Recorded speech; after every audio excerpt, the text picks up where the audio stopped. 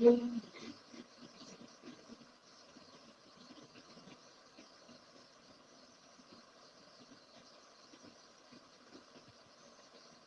Visible है? Yes ma'am. Hello, okay. नहीं,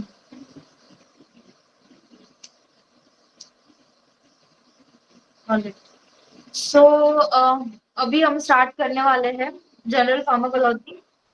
ठीक है, एक मिनट। ओके, सो जनरल फार्माकोलॉजी में पूरा हम बेसिक से स्टार्ट करने वाले हैं। इसमें अगर आपको कोई भी इशू आता है तो मुझे आप बीच में रोक के क्वेश्चंस कर सकते हो, लेकिन पहले मुझे ये जानना है कि आपको क्या पता है फार्माकोलॉजी के बारे में। What is pharmacology?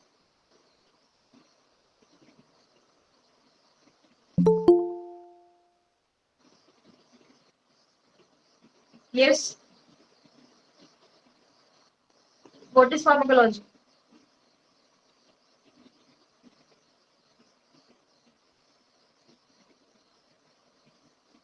Interaction between drug and biological system.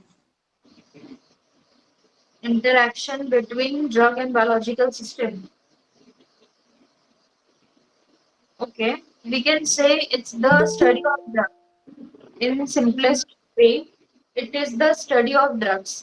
ठीक है, फार्माकोलॉजी में हम लोग पढ़ते हैं कि जब भी हम कोई ड्रग ले रहे हैं, एडमिनिस्टर कर रहे हैं, तो बॉडी उस ड्रग के साथ कैसे रिएक्ट करती है और ड्रग हमारी बॉडी के साथ कैसे रिएक्ट करता है। ठीक है, ये हम लोग पढ़ते हैं फार्माकोलॉजी में। जनरली फार्माकोलॉजी में एक थर्ड स्टेप समझती हूँ। जो पहला स्टेप है वो आपका एनाटॉमी है। एनाटॉमी में आप लोग सिस्टम के बारे में पढ़ते हो, किसी भी सिस्टम के बारे में, ऑर्गन्स क्या है, सिस्टम में क्या क्या पूरा लाइक ऑर्गेनाइजेशन होता है वो पढ़ते हो। देन पैथोफिजियोलॉजी में आप किसी डिसीज के बारे में पढ़ते हो। फॉर एग्जाम्पल अगर मैं एक लूँ की रेस्पिरेटरी सिस्टम का, तो एनाटॉमी में आप लोग क्या पढ़ते हो? आप पढ़ते हो कि पूरा आपका नोज से लेके पूरा कैसे ट्रकिया वगैरह कैसा होता है, लंग्स कैसे होते हैं। ठीक है, ये आप पूरा एनाटॉमी में पढ़ते हो। उसके बाद में आप पैथोफिजियोलॉजी में क्या पढ़ते हो? आप डिसीज कैसे होती है। फॉर एग्जाम्पल अगर मैं अस्थमा लूँ, जो हमारा रेस्पिरेटरी सिस्टम का डिसीज है, तो अस्थमा कैसे होता है आप लोग ये पढ़ते हो कि कैसे कोई एलर्जन बॉडी में आता है, उसके बाद में कैसे जो वो है आपके इम्यून सिस्टम को ट्रिगर करता है, और कैसे अस्थमा कॉज होता है, ये आप पढ़ते हो पैथोफिजियोलॉजी में। अभी डिसीज पढ़ ली हम लोगों ने कि कैसे होती है। उसके बाद आता है फार्माकोलॉजी, जो कि थर्ड स्टेप। ठीक है, फर्स्ट स्टेप आपका एचएपी, सेकेंड स्टेप हो गया आपका पैथोफिजियोलॉजी, उसके बाद में आता है फार्माकोलॉजी। तो फार्माकोलॉजी में हम लोग पढ़ते हैं कि अगर अस्थमा हुआ है किसी पेशेंट को, तो हम ऐसे कौन से ड्रग दे सकते हैं जिससे कि हम अस्थमा को क्योर करें। ठीक है, फॉर एग्जाम्पल जैसे पैथोफिजियोलॉजी में हमने पढ़ा कि अस्थमा अगर किसी किसी पेशेंट को हो रहा है, दैट मीन्स की ल्यूकोट्राइन्स, ठीक है, ल्यूकोट्राइन्स जो केमिकल्स होते हैं बॉडी में वो रिलीज हो रहे हैं, उस वजह से उसको सांस लेने में दिक्कत हो रही है। ठीक है, तो फिर हम लोग जब फार्माकोलॉजी में आएंगे, तब हम लोग ये पढ़ते हैं कि ऐसे कौन से हम ड्रग्स दे सकते हैं जिससे कि हम ल्यूकोट्राइन को रिड्यूस करें। ठीक है, तो ये मैंने आपको एक सिंपल रिलेशन बताया कि कैसे स्टेप्स होती है। अभी जैसे बेसिक फार्माकोलॉजी पढ़नी है हमको, तो उसके लिए एनाटॉमी पढ़ने की जरूरत नहीं है, लेकिन जब हम लोग सिस्टम्स पढ़ेंगे तो उसके पहले हम लोग एनाटॉमी कवर करने वाले हैं। उसका रीजन ये भी है कि इस साल के एग्जाम पेपर में एनाटॉमी के बहुत सारे क्वेश्चंस आए थे, तो इसलिए हम लोग इस बार से एनाटॉमी पे भी ध्यान देंगे। ठीक है, तो नेक्स्ट टाइम से आप जब सिस्टम्स पढ़ोगे तो पहले आपको एनाटॉमी पढ़ाई जाएगी, जितनी जरूरत है उतनी। ओके, सो ये क्लियर हुआ आपको? मैंने आपको तीनों सब्जेक्ट की लिंक बता दी, क्लियर है? Yes ma'am. ओके, तो अभी मैं आपको बार बार नहीं पूछूंगी क्लियर है या नहीं है, उसमें टाइम जाएगा। अगर किसी को डाउट है तो आप लोग खुद से मुझे पूछ लेना। Okay, now moving forward, so pharmacology is basically divided into two parts, that is pharmacokinetics और dynamics। ये आपने पहले भी बहुत बार पढ़ा होगा। तो क्या कोई मुझे जल्दी से क्विक बता सकता है कि pharmacokinetics क्या है और dynamics क्या है?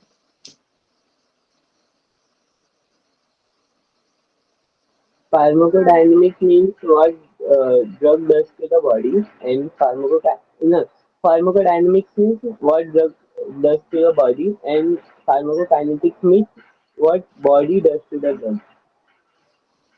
Okay, right. सो बेसिकली देखो कैसे याद रखना है, एक ट्रिक मैं आपको सिंपल सा बता रही हूँ कि यहाँ पे देखो जैसे डायनामिक्स में डी है ना, तो डी से याद रखना ड्रग।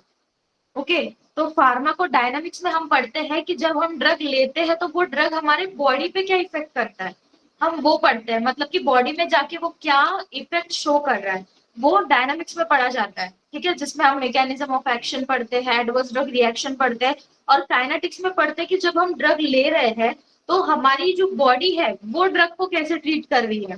ठीक है, मतलब ड्रग का एब्जॉर्प्शन कर पा रही है या नहीं कर पा रही है, उसका डिस्ट्रीब्यूशन कैसे कर रही है, देन मेटाबॉलिज्म कैसे कर रही है, ठीक है, एक्सक्रीशन कैसे कर रही है, ये हम पढ़ते हैं।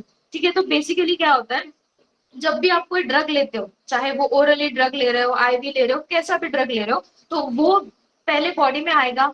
बॉडी में आने के बाद में उसका क्या होता है, एब्जॉर्प्शन होता है। What do you mean bye absorption, कि जैसे भी आपने ड्रग लिया, सपोज अगर आपने टैबलेट खाई, टैबलेट आप लोगे, वो डिसॉल्व होगी, डिसइंटीग्रेट होगी। ठीक है, पहले डिसइंटीग्रेट होगी, मतलब कि छोटे छोटे पार्टिकल्स में ये होगी, फिर वो डिसॉल्व होगी आपके बॉडी के सॉल्यूशन के साथ, और फिर बाद में वो इंटेस्टाइन के थ्रू आपके ब्लड में एब्जॉर्ब होगी। ठीक है, ब्लड में एब्जॉर्ब होगी, एब्जॉर्ब होने के बाद वो होगी डिस्ट्रीब्यूट। डिस्ट्रीब्यूट मतलब कि अलग अलग जो आपकी बॉडी के टिश्यूज है, ठीक है, अब इसमें क्या है कि जो बॉडी के टिश्यू को सबसे ज्यादा ब्लड सप्लाई होता है, ठीक है, फॉर एग्जाम्पल योर हार्ट, ठीक है, स्किन, देन और कौन सा ऑर्गन है जिसमें सबसे ज्यादा ब्लड सप्लाई होता है, लिवर। ओके, तो ये जो ऑर्गन्स है, किडनी, इसमें आपके सबसे ज्यादा ब्लड सप्लाई रहता है, ब्रेन, सारे इंपॉर्टेंट ऑर्गन्स। ओके, तो जिसको जितना ज्यादा ब्लड सप्लाई उस तक उतना ज्यादा आपका ड्रग पहुंचेगा। तो पहले आपने ड्रग खाया, उसके बाद में वो एब्जॉर्ब हुआ, एब्जॉर्ब होके वो अलग अलग टिश्यूज में जाके डिस्ट्रीब्यूट हुआ। अब डिस्ट्रीब्यूट होने के बाद में वो अपना एक्शन शो करेगा, मतलब पहला स्टेप आपका एब्जॉर्प्शन, सेकेंड स्टेप है आपका डिस्ट्रीब्यूशन, थर्ड स्टेप है आपका मैकेनिज्म ऑफ एक्शन। ठीक है, खाया, एब्जॉर्ब हुआ, फिर उसने एक्शन शो किया, अगर ज्यादा देर तक रह गया तो फिर वो एडवर्स रिएक्शन दिखाएगा। ठीक है, absorption, sorry, mechanism of action, mechanism of action के बाद में ड्रग का होगा मेटाबॉलिज्म, क्योंकि आपने अगर कोई ड्रग मॉलिक्यूल खाया है बाहर से, वो आपकी बॉडी का नहीं है, बाहर से आपने खाया है, तो उसको एलिमिनेट करना भी जरूरी है। अगर ज्यादा देर तक के रह गया तो क्या हो गया, ज्यादा टॉक्सिसिटी दिखाएगा। ठीक है, तो एलिमिनेट करने के लिए क्या करते हैं, मेटाबॉलिज्म। मेटाबॉलिज्म में क्या होता है कि जो भी आपका ड्रग है उसको वाटर सोल्यूबल बनाया जाता है। क्यों, क्योंकि आपके जो बॉडी के एक्सक्रीशन है, मतलब कि यूरिन हो गया, स्वेट हो गया, वो क्या है, वाटर इन नेचर है, वाटरी है। ठीक है, तो जो भी ड्रग है उसको पहले वाटर सोल्यूबल बनाया जाता है, सो दैट यूरिन के साथ में डिजोल्व होके वो आराम से बॉडी से बाहर हो जाए, जिसको हम बोलते हैं एक्सक्रीशन। ये क्लियर है, मैंने बेसिकली आपको ड्रग का पूरा बता दिया कि उसका क्या क्या रूट होगा आपकी बॉडी के अंदर। ये क्लियर है? Yes ma'am. ओके, ठीक है। सो नाउ मूविंग फॉरवर्ड, अभी हम लोग यहाँ पे सबसे ज्यादा इंपॉर्टेंट चीज देखेंगे मैकेनिज्म ऑफ एक्शन के बारे में। ठीक है, एडीएमई मतलब एब्जॉर्प्शन, डिस्ट्रीब्यूशन, मेटाबॉलिज्म, एक्सक्रीशन, आप ज्यादा डिटेल में बायोफार्म में पढ़ोगे। ठीक है, लेकिन यहाँ पे फार्माकोलॉजी में सबसे मेन चीज है हमारा मैकेनिज्म ऑफ एक्शन, मतलब कि ड्रग कैसे एक्ट करता है बॉडी पे। ओके, तो ये हम लोग फार्माकोलॉजी में मेनली पढ़ते हैं। सो फर्स्ट ऑफ ऑल क्या होता है कि आपके बॉडी में रिसेप्टार्स होते हैं। ठीक है, रिसेप्टर आपके सेल्स पे होते हैं, सेल के अंदर होते हैं, न्यूक्लियस में होते हैं, न्यूक्लियस के ऊपर होते हैं।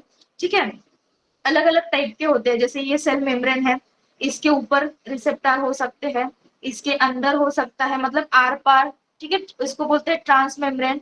ये होता है आपका सेल्यूलर रिसेप्टर, ये है ट्रांस मेम्ब्रेन रिसेप्टर। और अगर न्यूक्लियस के ऊपर रिसेप्टर है, दैट इज द आपका nuclear receptor. Okay, nuclear receptor. तो जनरली क्या होता है,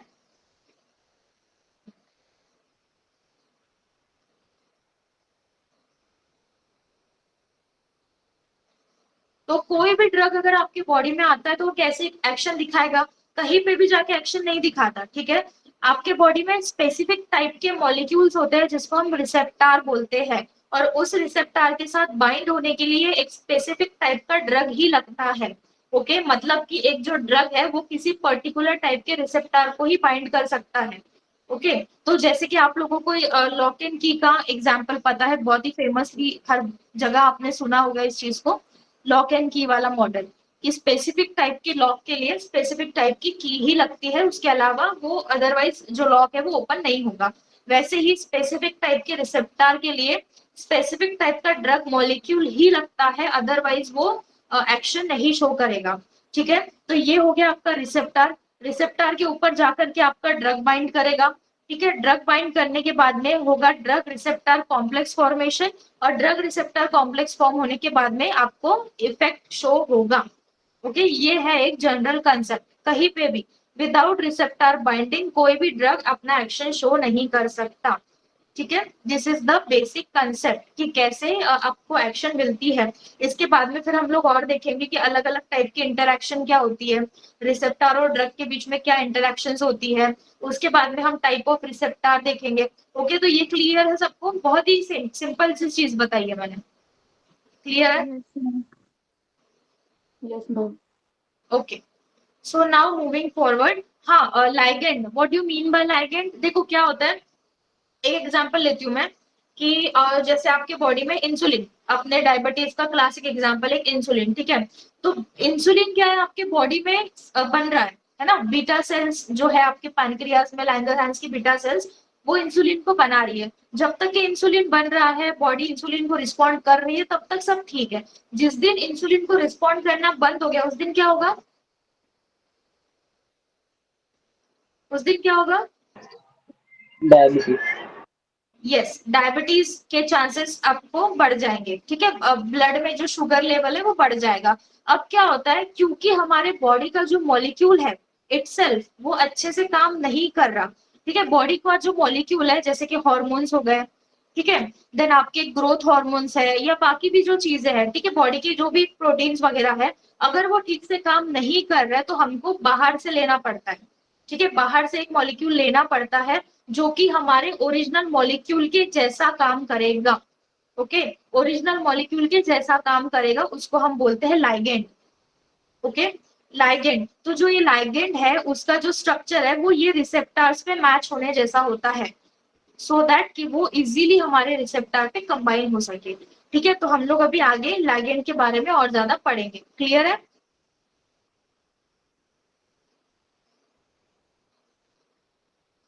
अदर्स बाकी क्या कर रहे हो? सिर्फ दीप्तिका रिस्पॉन्ड कर रही है, बाकी लोग किधर है?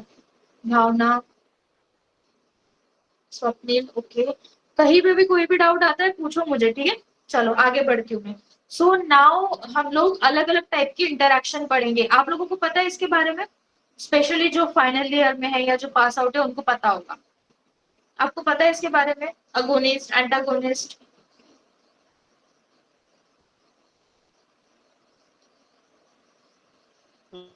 Yes, ma'am. अच्छा बताओ सूरज।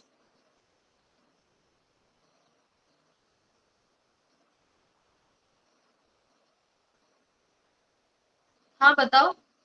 मैम मैम अगोनिस्ट रिसेप्टर पे बाइंड करता है और फार्माकोलॉजिकल एक्टिविटी शो करता है। ओके, कैसी pharmacological activity? Ma'am desired pharmacological action. या मैम जिस टाइप राइट, का वो हाँ समझ गई मैं सूरज आपको क्या कहना है। देन एंटागोनिस्ट क्या होता है? Antagonists Which block the receptor? Ma'am ये have ability to bind agonist to पे the receptor बाइंडिंग को but मैम ब्लॉक करता है। has zero intrinsic activity. Right, inverse agonist क्या करता है?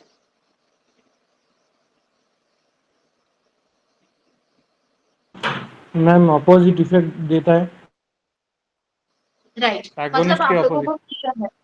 यस, मतलब आप लोगों को ये चीज क्लियर है, बट जिनको नहीं है मैं उनके लिए एक बार बता देती हूँ कि क्या होता है बॉडी में अलग अलग टाइप की ड्रग और रिसेप्टर की एक्शन होती है। ठीक है, अभी जैसा ये आपका एक रिसेप्टर है बॉडी का, अब इसके ऊपर अगर कोई मॉलिक्यूल अब इसके ऊपर अगर कोई मॉलिक्यूल बाइंड हो रहा है और वो आपका डिजायर्ड इफेक्ट दिखा रहा है, तो वो हो गया अगोनिस्ट। ठीक है, अगोनिस्ट मतलब कि आपके बॉडी का जो ओरिजिनल मॉलिक्यूल था उसके जैसा ही इफेक्ट दिखा रहा है, तो वो है अगोनिस्ट। ठीक है, अब दूसरा आता है एक एंटागोनिस्ट। अगोनिस्ट का अपोजिट एंटागोनिस्ट। अपोजिट नहीं बोल सकते हम लोग, इट जस्ट कि जहां एंटागोनिस्ट बाइंड हो जाए वो अगोनिस्ट को बाइंड नहीं होने देगा। फॉर एग्जाम्पल देखो, फॉर एग्जाम्पल जैसे ये आपका एक रिसेप्टर है, ओके। अब इसके ऊपर दो टाइप के मॉलिक्यूल बाइंड हो सकते हैं, एक है ये वाला जो कि हमारा अगोनिस्ट है, ठीक है, और दूसरा है ये वाला जो कि हमारा एंटागोनिस्ट है, ठीक है। अब क्या हो जाएगा, अगर एंटागोनिस्ट जा करके यहाँ बाइंड हो जाए तो जो साइट है वो ऑक्यूपाइड हो जाएगी, और उस वजह से क्या होगा कि जो हमारा अगोनिस्ट है ना वो जाके बाइंड नहीं हो पाएगा। दैट मीन्स एंटागोनिस्ट खुद कोई एक्शन शो नहीं कर रहा, लेकिन वो गाइस क्लास का टाइमिंग क्या था, साक्षी शर्वरी क्लास का टाइमिंग क्या था, आप लोग कब ज्वाइन कर रहे हो? सॉरी मैम, नेटवर्क इशू था। अगर ऐसा कोई इशू होता है तो मुझे पहले इन्फॉर्म किया करो, ठीक है। Okay ma'am. ऑल राइट, तो देखो जो हमारा एंटागोनिस्ट है या एंटागोनिस्ट है वो खुद जाके बाइंड हो जाएगा, तो अगोनिस्ट बाइंड नहीं हो पाएगा। अब उस वजह से क्या है कि हमारा जो एक्शन शो करना था वो नहीं हो पाएगा, एक्शन इनहिबिट हो जाएगा, ठीक है। अब दूसरा आता है पार्शियल अगोनिस्ट।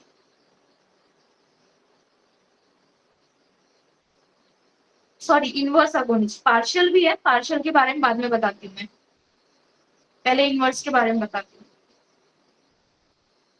इनवर्स क्या करता है, अपोजिट, ठीक है, अपोजिट एक्शन दिखाएगा। अगोनिस्ट जो एक्शन दिखा रहा था उसके अपोजिट इनवर्स एक्शन अपना इनवर्स अगोनिस्ट दिखाएगा। सपोज अगोनिस्ट जो है वो किसी चीज को बॉडी में बढ़ा रहा है तो इनवर्स अगोनिस्ट जाकर के उसको कम कर देगा, ठीक है। So this is the main difference between these kind of interactions. ये क्लियर है?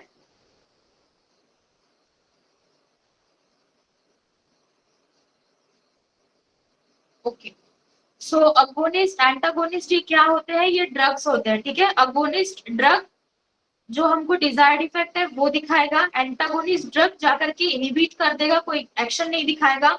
इनवर्स अगोनिस्ट ड्रग जाकर के अपोजिट एक्शन दिखाएगा, ठीक है। So this is the basic difference. या अब इसके बाद में किसी को डाउट है क्या इसमें? ये क्लियर कर लो, ठीक है, आगे इसको आपको बहुत ज्यादा जरूरत पड़ेगी इस कंसेप्ट की। किसी को डाउट है?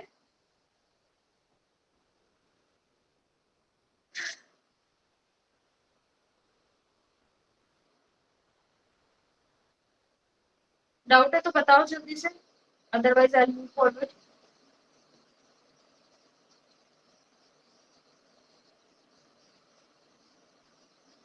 Okay, so this was the like मैंने एक स्टोरी बनाई थी जिससे आप याद रख पाओ अगोनिस्ट एंटागोनिस्ट इनवर्स अगोनिस्ट क्या है, बट आप लोगों को ऑलरेडी क्लियर है तो मैं अब इसमें टाइम वेस्ट नहीं करूंगी, ठीक है। अगर किसी को डाउट है फिर भी अगोनिस्ट एंटागोनिस्ट में तो मुझे बताओ, फिर मैं उसको रिपीट करूंगी, ठीक है।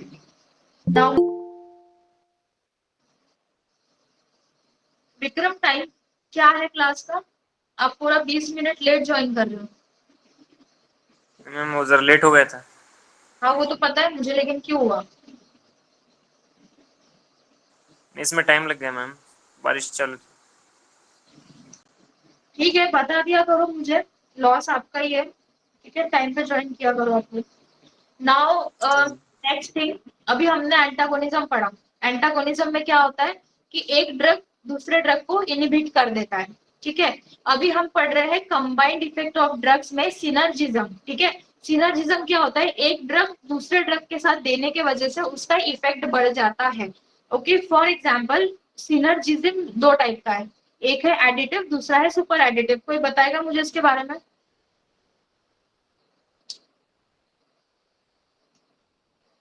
What do you mean bye additive? Ma'am additive में होता है दो ड्रग जितना रिस्पॉन्स शो करती है उन दोनों का एडिशन हो जाता है। ओके, और सुपर एडिटिव में? मैम उसका मल्टीपल टाइम्स एक्शन बढ़ जाता है। ओके चलो ठीक है, एक बार मैं ही बता देती हूँ। एडिटिव में क्या होता है कि इंस्टेड ऑफ गिविंग एक ड्रग अलग अलग, हम क्या करते हैं कि दो ड्रग को साथ में दे देते हैं। ठीक है, फॉर एग्जांपल जैसे पैरासिटामोल एस्पिरिन दोनों को दे दिया, तो एक एनाल्जेसिक है और एक एंटीपायरेटिक है, तो दोनों साथ में काम करेंगे तो अच्छा इफेक्ट हमको आएगा। इसको हम लोग जनरली बोलते हैं 1+1। फॉर एग्जाम्पल अगर पैरासिटामोल अकेला 1 यूनिट का आपको इफेक्ट दिखा रहा है फॉर एग्जाम्पल, और अगर एस्पिरिन अकेला देने पे 1 यूनिट का दिखा रहा है, तो दोनों को अगर कंबाइन देंगे तो it will be equal to 2। ठीक है, जो कि अच्छा खासा आपको इफेक्ट देता है। अब in case of super additive क्या होता है कि सपोज एक ड्रग ए आपको 1 यूनिट का इफेक्ट दे रहा है और ड्रग बी आपका 1 यूनिट का इफेक्ट दे रहा है, तो दोनों को कंबाइन करके हो जाता है 3। ठीक है, मतलब कि अगर आप एक को अकेला दो, दूसरे को अकेला दो, और अगर दोनों को साथ में दो तो आपको दोनों के कंबाइन इफेक्ट से ज्यादा मिलता है। ठीक है, एक इसका एग्जांपल है, मैं आपको बताती हूँ। फॉर एग्जांपल जैसे आप एंटी फंगल ड्रग्स जब पढ़ोगे तो एंटी फंगल में बहुत फेमस है एम्फोटेरिसिन बी। ठीक है, एम्फोटेरिसिन बी क्या करता है, जो आपका फंगल का सेल वॉल है ना उसमें पोर्स करता है। ठीक है, पोर्स क्रिएट करता है। और दूसरा एक ड्रग है 5-फ्लुकाइटोसिन, जिसको हम 5-FC भी बोलते हैं शॉर्ट फॉर्म में। ठीक है, तो अब इसमें क्या होता है कि जैसे एम्फोटेरिसिन बी और 5-फ्लुकाइटोसिन को आपने साथ में दे दिया फॉर एंटी फंगल एक्टिविटी, तो एम्फोटेरिसिन बी क्या करेगा, जो सेल वॉल है उसमें पोर्स क्रिएट करेगा, और फिर 5-फ्लुकाइटोसिन ये पोर्स के थ्रू इजीली अंदर आ जाएगा। अब फॉर एग्जांपल अगर आपने सिर्फ एम्फोटेरिसिन बी दिया होता तो क्या होता कि सेल वॉल में सिर्फ पोर हो जाते और बैक्टीरिया आराम से मरता, धीरे धीरे मरता। और अगर सिर्फ 5-फ्लुकाइटोसिन देते तो शायद पूरा के पूरा 100% 5-फ्लुकाइटोसिन सेल वॉल के अंदर नहीं जा पाता। बट अब आपने क्या कर दिया, इन दोनों को साथ में दिया, तो दोनों को साथ में देने की वजह से दोनों का काम आसान हो जाएगा, और जो कंबाइन इफेक्ट है वो दोनों के अकेले इफेक्ट से ज्यादा मिलेगा। मतलब 1+1 will be equal to more than 2। ठीक है, more than 2, that can be 3, 4, 5, कितना भी हो सकता है। तो ये क्लियर है सबको?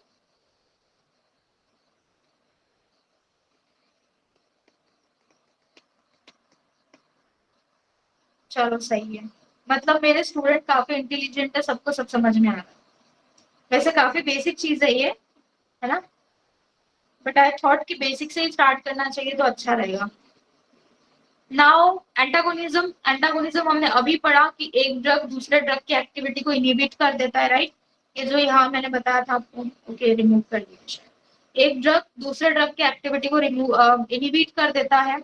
अब इसके कुछ टाइप्स हैं। ठीक है, फिजिकल एंटागोनिज्म, जिसमें कि आप कोई तो भी एब्जॉर्बिंग एजेंट वगैरह दे रहे हो, जिस वजह से जो दूसरा ड्रग है उसको एब्जॉर्ब कर करके वो बॉडी से एलिमिनेट कर रहा है। फॉर एग्जाम्पल अगर किसी पेशेंट को अल्कलॉइड्स दिए जाते हैं एज अ ट्रीटमेंट, बट कभी कभी अगर ओवरडोज हो जाए या पेशेंट को वो सूट ना हो, तो हमको अल्कलॉइड्स को अगर बॉडी से रिमूव करना है तो चारकोल दिया जाता है। अब चारकोल क्या होगा कि चारकोल बॉडी में जाएगा और वो अल्कलॉइड्स को अपने ऊपर एब्जॉर्ब कर लेगा। ठीक है, अब चारकोल जब बॉडी से एक्सक्रीट होगा तो उसके साथ में अल्कलॉइड्स को भी लेके एक्सक्रीट होगा। ठीक है, अब अल्कलॉइड्स को चारकोल ने अपने ऊपर एब्जॉर्ब कर लिया तो अल्कलॉइड जो है वो रिसेप्टर पे जाके बाइंड नहीं कर पाएगा, और फिर अल्कलॉइड का इफेक्ट हमको बॉडी में नहीं दिखेगा। ठीक है, तो ये हम बोलते हैं कि चारकोल के वजह से अल्कलॉइड का एंटागोनिज्म हुआ है। Is this clear? मैं ज्यादा कंफ्यूज तो नहीं कर रही ना आप लोगों को? मैम समझ आ रहा। yes it is adsorption, yes। So chemical antagonism, इसमें क्या होता है कि केमिकल बॉन्ड फॉर्म होगा। अब इसमें क्या हो रहा था, चारकोल सिर्फ जा करके जो अल्कलॉइड है वो चारकोल के सरफेस पे बस जा करके बैठ रहा था, कोई बॉन्ड फॉर्म नहीं हो रहा था, it was just an adsorption. ठीक है, हमको पता है कि एडसॉर्प्शन इज अ सरफेस फेनोमेनॉन, मतलब कि सिर्फ सरफेस पे ही एडसॉर्प्शन होता है। But in case of chemical antagonism, जो हमारा ड्रग है जिसको हमको एंटागोनाइज करना है वो केमिकल बॉन्ड फॉर्म कर रहा है। ठीक है, तो केमिकल बॉन्ड फॉर्म करने की वजह से ड्रग जो है वो एंटागोनाइज हो रहा है। फॉर एग्जांपल जो हम लोग चिलेटिंग एजेंट्स देते हैं, कॉम्प्लेक्सिंग एजेंट्स देते हैं, तो उस केस में हम लोग ड्रग को इनहिबिट करते हैं।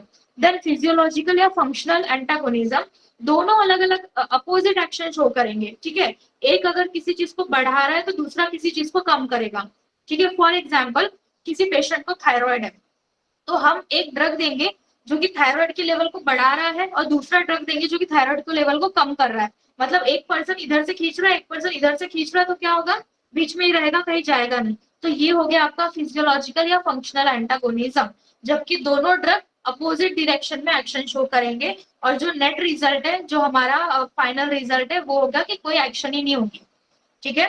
क्लियर है?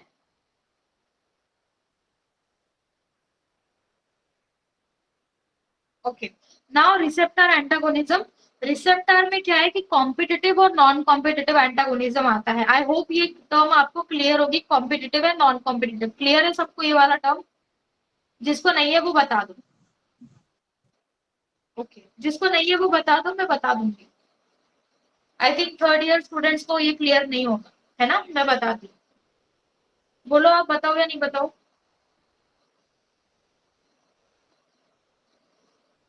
हम सब कर रहे हो, किस चीज के लिए कर रहे हो मुझे नहीं समझ आ रहा आप लोगों को। बताना है या नहीं बताना है वो बताओ, माइक ओपन करके।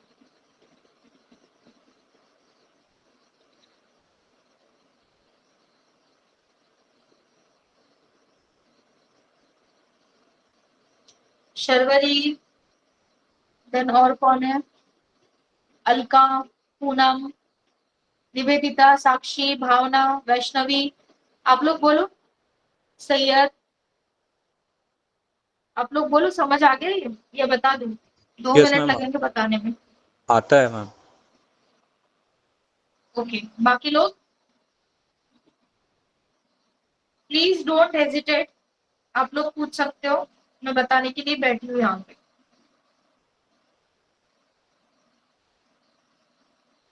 चलो ठीक है, बता ही देती हूँ मैं। देखो क्या होता है, एक ये आपका रिसेप्टर है, ठीक है।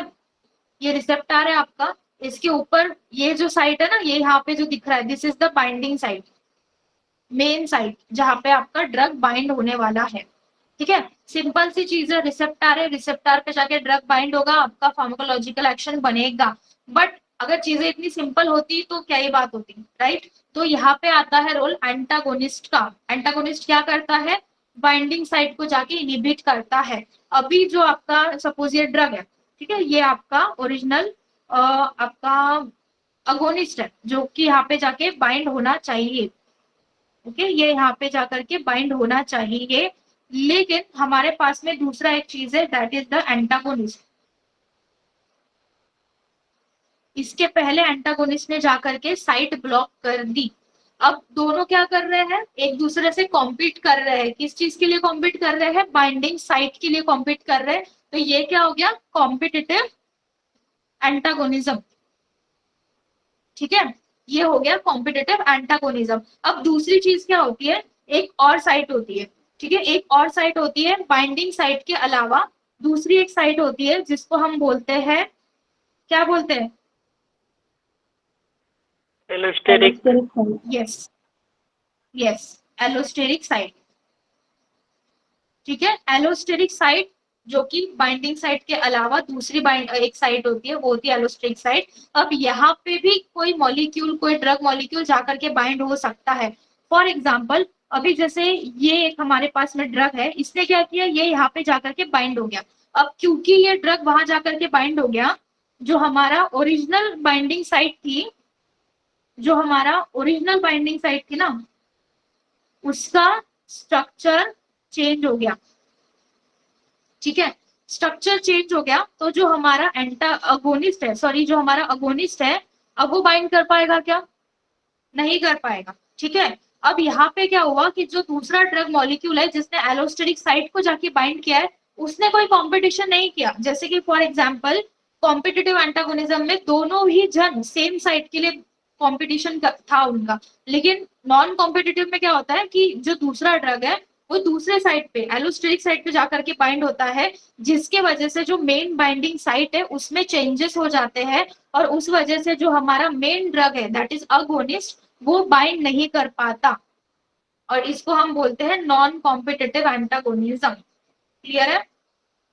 जिनको क्लियर नहीं था उनको क्लियर है?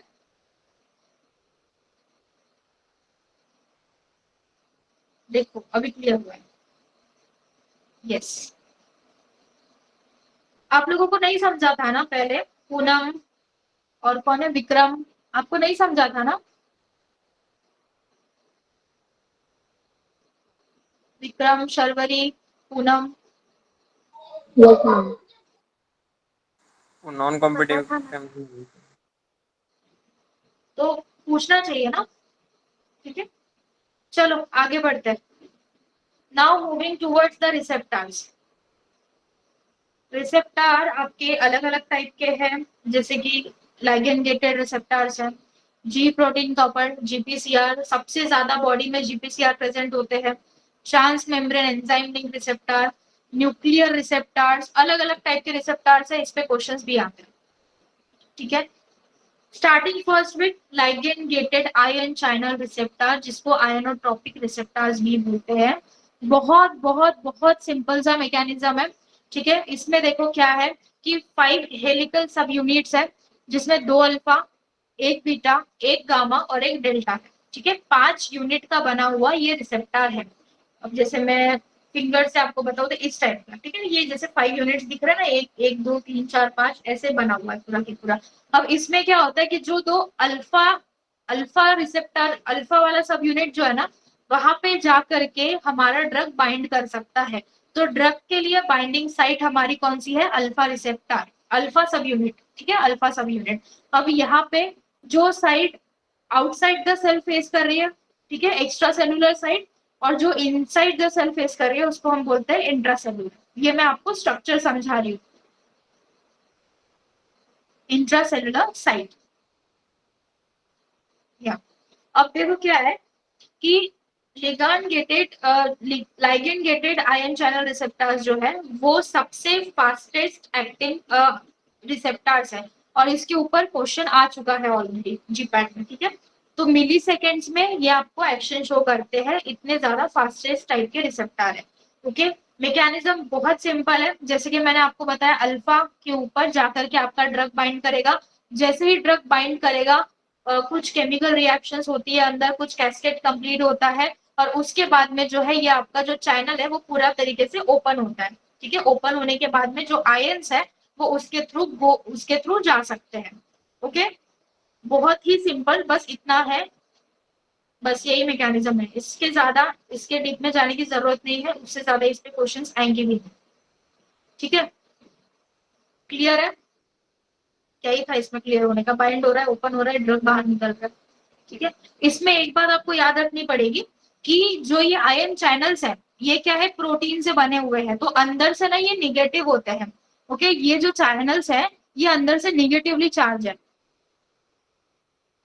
बिकॉज ये निगेटिवली है ना।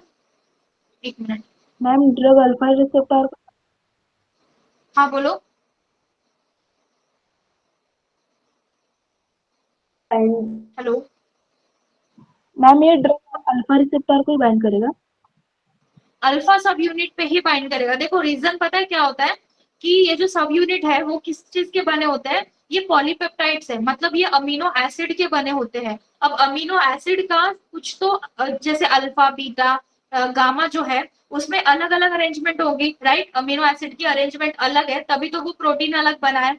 तो क्या होता है कि जो अभी सपोज इसके जो ये एंड है, इसके एंड पे कोई ऐसा अमीनो एसिड होगा जो कि जिसके पास में बाइंडिंग साइट देने की कैपेबिलिटी है ना। हर एक मॉलिक्यूल हर दूसरे मॉलिक्यूल से बाइंडिंग शो नहीं करता, ये हमको केमिस्ट्री का बेसिक पता है। ठीक है, तो ये जो इसके एंड्स है, ये जो सब यूनिट है, इसके एंड पे कोई तो ऐसा अमीनो एसिड है जो कि वैलेंसी शो करता है, और वो दूसरे टाइप के मॉलिक्यूल से बाइंडिंग शो करता है। इसीलिए सिर्फ अल्फा वाले के साथ ही जो हमारा मैसेंजर है या जो ड्रग है वो बाइंड कर। Clear? Yes, ma'am. All right. Now moving towards the most important, that is GPCR, G protein coupled receptor. तो इसमें क्या है, आपका स्ट्रक्चर बता रही हूँ आपको कि 7 स्पैनिंग आपका हेलिकल मेम्ब्रेन का स्ट्रक्चर है। एक मिनट,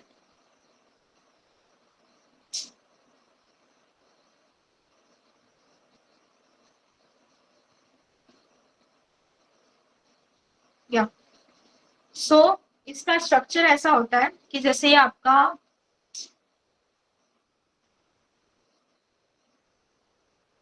आपका है मेम्ब्रेन। ओके, मेम्ब्रेन के बाद में आपका जो ये 7 हेलिकल्स है ना, इसमें समझो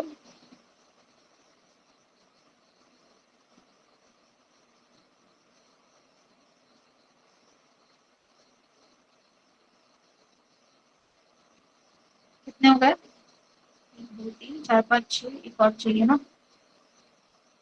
ये हो गया आपके 7 हेलिकल्स। 7 स्पैनिंग्स होती है। स्पैनिंग्स किस चीज की होगी, अमीनो एसिड की चेन्स होगी, पेप्टाइड्स ही होंगे, ठीक है। तो ये ऐसे 7 स्पैनिंग्स होती है और उसके साथ में ये ऐसे कनेक्टेड होती है।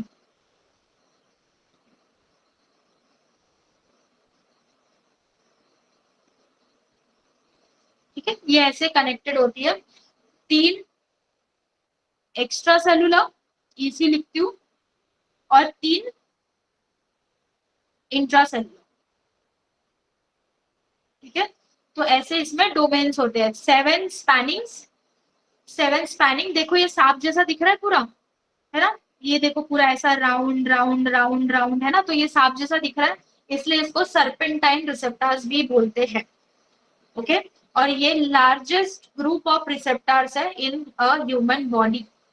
तो इस पे क्वेश्चन आ सकता है, ये याद रखना, सर्पेंटाइन रिसेप्टर्स बोलते हैं और लार्जेस्ट ग्रुप है।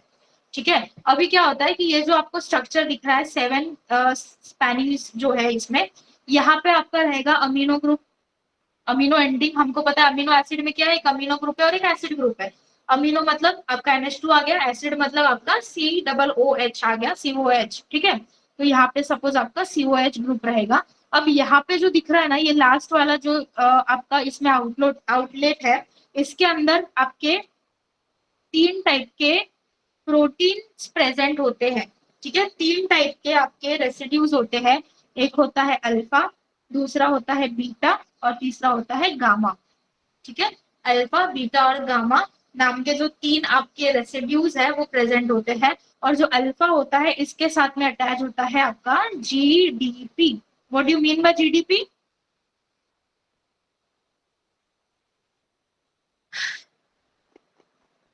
GDP क्या होता है? guanosine diphosphate। Yes, guanosine diphosphate. जैसे ये स्ट्रक्चर आप लोग देखो, इसमें आपको बेटर समझ में आएगा। ये आपका जो आपका क्या बोलते हैं उसको, सेल मेम्ब्रेन। ठीक है, सेल मेम्ब्रेन है। देन उसके बाद में ये 7 स्पैनिंग्स दिख रही है आपको, 1 2 3 4 5 6 7, और ये इधर NH2 ग्रुप, ये इधर आपका COOH वाला ग्रुप, एसिड वाला ग्रुप, और यहाँ पे आपके ये 3 यहाँ पे सब यूनिट्स है, अल्फा बीटा गामा। अब जो अल्फा है, अल्फा के ऊपर आपका GDP अटैच्ड है, दैट इज गोनोसिन डाइफॉस्फेट। ठीक है, देखो सर्पेंटाइन रिसेप्टर बोलते हैं, लार्जेस्ट ग्रुप है। और आपका होमवर्क है कि आपको पता करके आना है कि GPCR के टाइप्स क्या है बॉडी में, इस पे क्वेश्चन आता है। ठीक है, 3 एक्स्ट्रा सेलुलर लूप्स है और 3 इंट्रा सेलुलर लूप्स है, जो कि हमने पढ़ा ना, ये 3 इंट्रा सेलुलर, 3 एक्स्ट्रा सेलुलर। अब क्या होता है कि आपका जो ड्रग है वो आकर के कहाँ बाइंड होगा, इधर NH2 पे। और जैसे ही वो NH2 पे आकर के बाइंड होगा, उसमें क्या होगा कि जो आपका ये GDP है ना, अभी देखो ये NH2 बाइंड हुआ, ये यहाँ से मैं अलग कलर लेती हूँ, हाँ, NH2 बाइंड हुआ, ये करंट पूरा यहाँ से फ्लो होगा। ओके, ये करंट यहाँ से पूरा फ्लो हो रहा है, हो रहा है, हो रहा है, हो रहा है, हो रहा है, हो रहा है, आकर के यहाँ पे टक करके लगेगा। और जैसे ही यहाँ पे लगेगा तो ये जो GDP है इसका कन्वर्जन होगा आपका GTP, दैट इज गोनोसिल ट्राइफॉस्फेट। और जैसे ही ये GTP में कन्वर्ट होगा, जो ये अल्फा है, अल्फा सब unit along with GTP gamma और बीटा से अलग हो जाएगा। ठीक है, मतलब कि ये हो गया आपका अल्फा अलोंग विथ GTP, इन दोनों से हो गया अलग। ठीक है, अब जैसे ही ये अलग हो गया तो ये जो हमारा डोमेन है, that is the activated domain now. ठीक है, अब ये जो GTP है, अब क्या होता है कि ये जो रिसेप्टर है यहाँ पे प्रेजेंट होता है,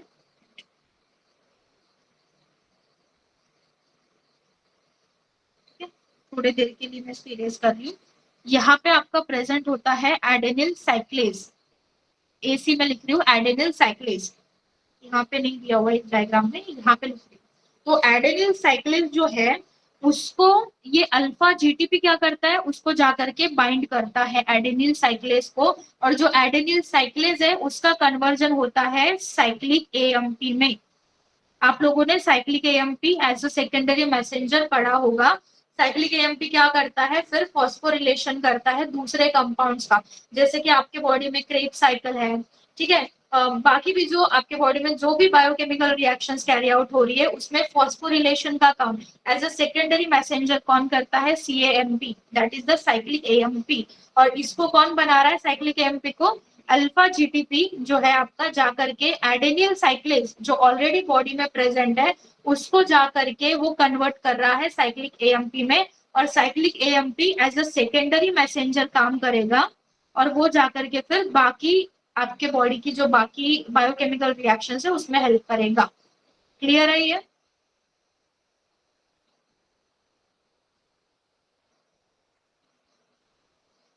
ओके ठीक है, तो ऐसे ही मैंने आपको एक एग्जांपल बताया है साइक्लिक AMP का।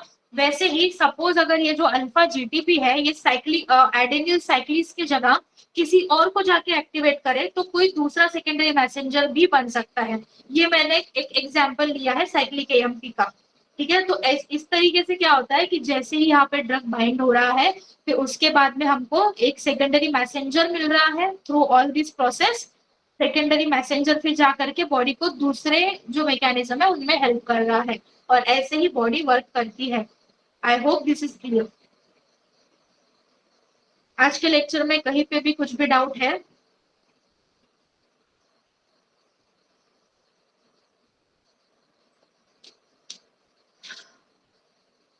कहीं पे भी कुछ भी डाउट है आज के लेक्चर में? बहुत बेसिक लेक्चर था लेकिन बहुत इंपॉर्टेंट है। इसमें से 100% आपको कम से कम 1 से 2 क्वेश्चन 100% आएंगे, मतलब आएंगे, ठीक है।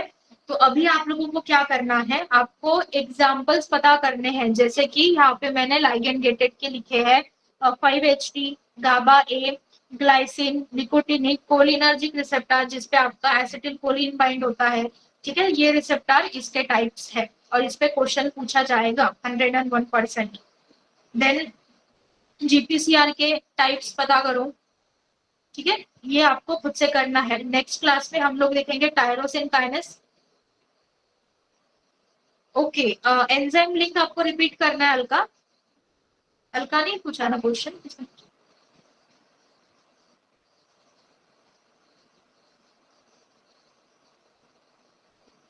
लाइगेंड गेटेड, अच्छा GPCR क्लियर है, आपको लाइगेंड गेटेड रिसेप्टर करना है। ओके, देखो क्या हो रहा है बेसिकली, बहुत बहुत बहुत ही इजी वे में बता रही हूँ कि 5 सब यूनिट का मिलके आपका ये रिसेप्टर है। This is a ion channel, basically ion channel, ठीक है। एक आप समझ सकते हो एक गली है जहां से आयंस गुजरने वाले, ठीक है। तो ये गली को ओपन करने के लिए एक पर्टिकुलर टाइप का एक्टिवेटर लगता है, ठीक है। एक्टिवेटर लगता है, दैट इज आवर मैसेंजर। जब जाकर के मैसेंजर, आप बोल सकते हो कि जो गली का दरवाजा है उस पे लॉक है और लॉक को खोलने के लिए पर्टिकुलर टाइप की की ही लगेगी। उसके लिए जो हमारा ड्रग है, जो मैसेंजर है, वो जाकर के अल्फा जो सब यूनिट है उस पे बाइंड करेगा। ओके, अल्फा सब यूनिट पे जब जाकर के ड्रग बाइंड करेगा, आई थिंक या अल्फा सब यूनिट पे जाकर के जब ड्रग बाइंड करेगा तो फिर जो ये आयन चैनल है वो ओपन होगा, ठीक है। पहले जो ऐसा क्लोज था ना पूरा, तो फिर अभी ये ऐसा ओपन होगा। ओपन होने के बाद में आपका जो आयन है वो इजीली इसमें से गो थ्रू कर पाएगा, ठीक है। दैट्स इट, बस इसके अलावा और कुछ नहीं। इसके अलावा आपको ज्यादा याद रखने की जरूरत भी नहीं है। इसमें जो इम्पोर्टेंट चीज है वो ये है कि ये एक्स्ट्रा सेलुलर है। दूसरी बात यह है कि alpha beta, 2 alpha, 1 beta, 1 gamma और एक डेल्टा, ऐसे इसमें सब यूनिट्स है। देन मिली सेकेंड्स में एक्शन शो करेगा, फास्टेस्ट एक्टिंग है। और इसके एग्जांपल है निकोटिनिक, कोलिनर्जिक, ग्लाइसिन, 5-HT और गाबा ए रिसेप्टर्स। अब क्लियर है?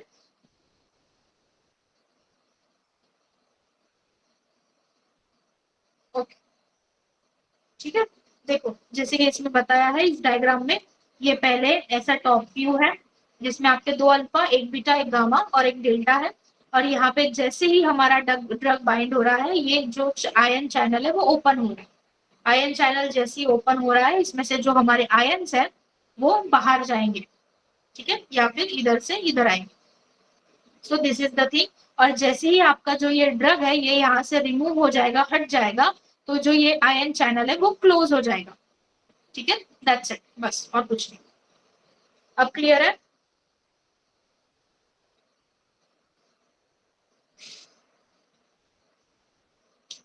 ओके, सो नेक्स्ट लेक्चर में we will talk about tyrosine kinase receptors, then nuclear type के रिसेप्टर्स। और रिसेप्टर आपको एक और बार रिवाइज करवाया जाएगा जब कार्तिक सर आपको एएनएस पढ़ाएंगे। ठीक है, एएनएस जब सर पढ़ाएंगे तब एक और बार आपको रिवीजन हो जाएगी। ऑल राइट, सो या I think we are good for today. अगर किसी को डाउट है तो आप पूछ लो, प्लीज अनम्यूट करके पूछो यार, मैं मैसेज पे नहीं ध्यान दे पाती हूँ। समझ आया आपको आज का लेक्चर?